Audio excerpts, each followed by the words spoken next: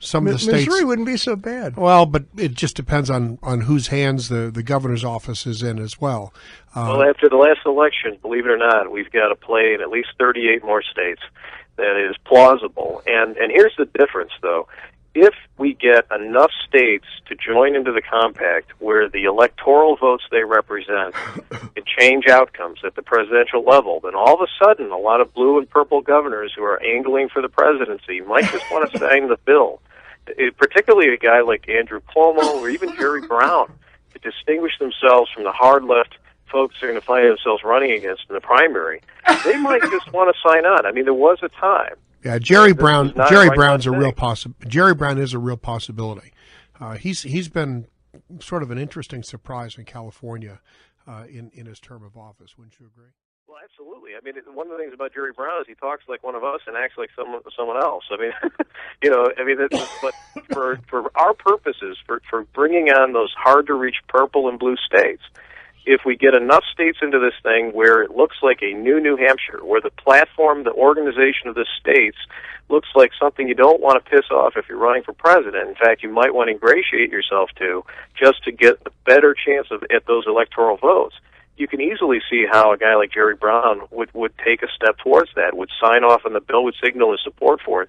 And he's not alone. I mean, Andrew Cuomo, he runs on a more fiscally responsible platform. He claims to be more centrist than somebody like Hillary Clinton. Well, this is the sort of thing that could basically give him the ability to say that for real. The other angle that we've got going on this is at the congressional side of this effort. We do need a resolution from Congress to activate the agreement. That resolution's already been drafted. It's already ready to go. Congressman Paul Gosar is leading it in the House. We're hopeful to get some incredible Senate-side sponsors. I mean, the last election changed everything. I mean, all we need is simple majorities for this resolution, no signature from the president, and we're done with Congress. Then the battle just returns to the states. And do you think that that's where the battle should be at for something like this? Like I do, of course. I mean, where would you rather have the fight? So we've got a number of great dynamics coming. We've got the presidential season coming where somebody's going to want to differentiate themselves on the left and look more centrist. We already got folks on the right that are running on the issue, or at least likely running on the issue. You've got Congress that's going to be going head-on against the president in a budget battle, and here's a resolution that gives them a vehicle to get that job done without his signature. So there's a lot of great dynamics, once-in-a-lifetime dynamics, which is why I decided to leave and work at Compact for America as its president and executive director. There's nothing else out there that is a bigger play with more plausibility. Let's see what Matthew's question is. Thanks for waiting all that time, Matthew. Yeah, Nick.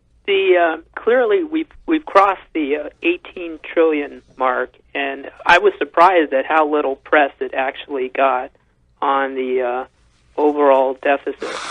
Now, I was wondering. I do believe that because of the explosion in future benefits over the next 20 years, we are going to face that crisis point where people really do believe we have to somehow bring the budget back in line. Is there a scalability model in your compact? Haven't read it recently, but I need to reread it. But that phases in that would be more amenable to the states to adopt it. Just any thoughts on that? Thank you. If I get what you're saying, what you're asking is there amendment, the balanced budget amendment in the compact, something that allows for a transition period, or is it going to make us go cold turkey and maybe even crash the system because we went cold turkey? Well, the short answer is yeah, there is a transition period built into the balanced budget amendment. And the transition period is we give the federal government an extra 5% above what is borrowed when it's ratified. So if $20 trillion are outstanding when it's ratified, they're going to get a line of credit, a revolving line of credit equal to $21 trillion. That extra $1 trillion should get them by for a year to 2 years at current borrowing rates to figure out what to do next. Now, is it likely that they're just going to cut, 20, 30, 40% of the budget to stay within that debt limit? Probably not. It probably is something that they have to taper off, and we give them even more flexibility. We say that if you need more borrowing capacity, you can ask the state's approval. You have to get 26 state legislatures within 60 days of your proposal to approve that increase. But by doing that, we're taking the power to incur debt out of Washington. We're taking the drug away from the addict.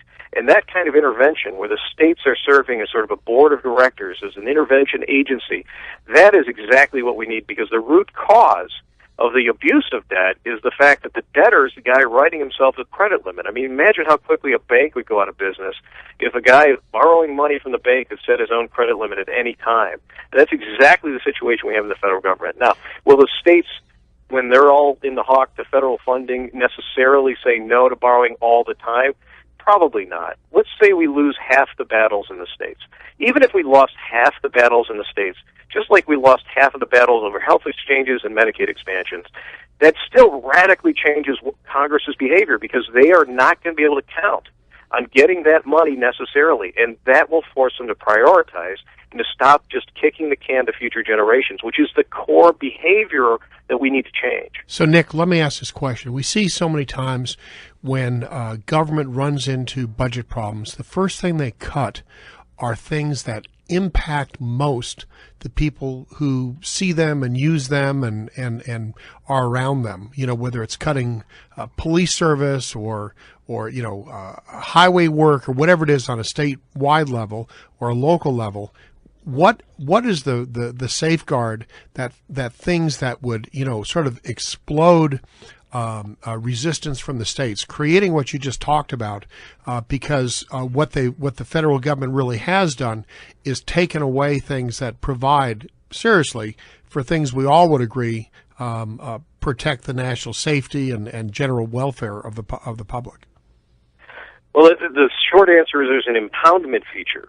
And what an impoundment is it's what President Obama does when he holds veterans' benefits hostage a minute before the federal debt limit, the statutory debt limit, is then raised because everybody folds under the pressure. That's an impoundment. When he says that I'm not going to pay Grandma's Social Security check because I would rather impose that pain because the debt limit's not being raised, and then everybody folds and gives him the borrowing capacity he wants. In fact, the last time he did that, they suspended the debt limit completely. There is no limit right now, not even statutorily, on the federal debt. So the question is, how do you regulate that behavior? It's not too hard. In the amendment, we force the president to designate his impoundments at 98% of the debt limit. So if we had a $21 trillion debt limit, then when you hit about $20.5 trillion in borrowing, the president would be constitutionally mandated to designate what he's going to not pay when we run out of borrowing. If he doesn't do it, he's immediately deemed to have engaged in an impeachable offense, so there's no debate. And when he does do it, we frankly think the president will use the power that he has. When he does do it, then it's going to be sitting out there for public scrutiny for months, because if you're doing it at 98% of the debt limit, that means you're doing it about $400 or $500 billion before you run out of borrowing capacity. At current borrowing rates, it gives you 3 to 4 months to debate what the president's proposing. And I think that when you expose those kinds of threats over time, the American people are not going to stand for it. But even more, we give Congress the ability to override those impoundments within 30 days with equal or greater amounts of their own. And unlike the current situation, where the only way they can respond to the hostage-taking is by repealing the appropriation, which they never do because the president has to sign that, the way we've designed this amendment is all that Congress has to do is have simple majorities and no presidential signature, and they can replace the president's impoundments with their own. Well, Nick, the devil's in the detail, and certainly nobody wants to be holding Grandma's Social Security checks at hand, but with roughly 67 or 68% of our current federal budget are mandatory expenses, whether it be for Medicaid, Medicare, Social Security, VA, blah, blah, blah, those 5 or 6 areas. How do you propose to live within a budget? How do you propose to reduce over a period of time the federal deficit and allow the economy to grow, and deal with exploding items such as Social Security and Medicare? Because there doesn't seem to be any will in Congress to really do anything about those. That's because there's no transparency. before you can have a rational policy debate, you got to know what the numbers are. We haven't had a budget of any kind since 1997, No. and a real budget hasn't been around since 1994. And it makes it real easy to evade hard questions, kick the can, point fingers, and never get anything done when there's no transparency. And see, this is what the amendment would do with the impoundment process, by forcing everybody's cards on the table with months before you hit the debt limit, so everyone knows whose priorities are what. You can finally have this sort of basic ground rules of a rational policy debate. Now, will there be pressure felt? Oh, heck yeah. I mean, there's no question that there are going to be some huge cuts and maybe even some tax increases that will be necessary that will be on the table to be discussed, but at least we'll have the clarity of knowing what is being put on the table, who's claiming what is necessary for a period of time that is not going to be a panic bum rush that leads to just more borrowing and more can kicking. That is the necessary, maybe not sufficient, baseline to get to a point of reform. Now, in my opinion, what Congress will end up doing in this amendment, and what our experts say in addition to me, is that they're going to have to make a plausible budget. They're probably going to have to ask for more borrowing capacity, but they're not going to be able to count on 26 states out of 50 just rubber stamping anything they throw at them. They're going to have to put together something that's strong and believable and reasonable to have a plausible chance to run that hurdle, because it's not impossible for constitutionalists to beat them in 60 days of debate, which is all they'll have to get state approval. So our belief is you create a structure of transparency and an incentive to make a solid case for responsible use of borrowing, and you're going to see new policy proposals that you're never going to see otherwise, and that are absolutely necessary to solve these problems. Because the reality is, our kids are paying for that. It's not like it's not going to be paid. It's going to be paid for by our kids, either through taxes or through inflation, one way or the other. And we've got to just focus on that fact. Somebody's got to pay. Either it's going to be us or our kids. Nick, we got about a minute.